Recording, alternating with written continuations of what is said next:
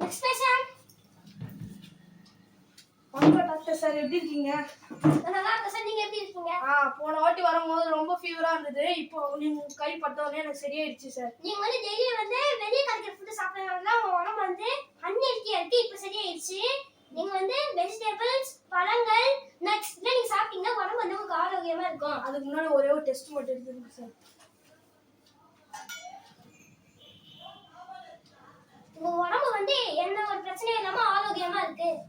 எங்க வீட்டுல வேலை பார்க்குற ஒருத்தவர், அவருக்கு ரொம்ப ரொம்ப இருமினு ரொம்ப காய்ச்சலா இருக்கு. ஆனா அவர் யார்கிட்ட சொல்ல மாட்டாரு.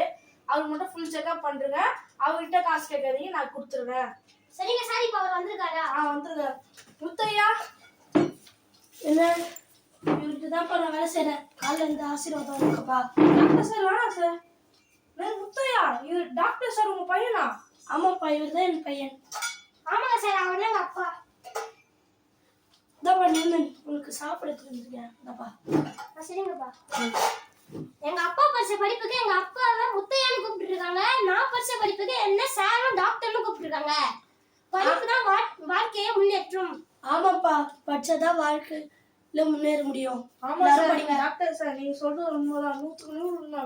படிப்பு தான் வாழ்க்கையை முன்னேற்றும். நன்றி, வணக்கம்.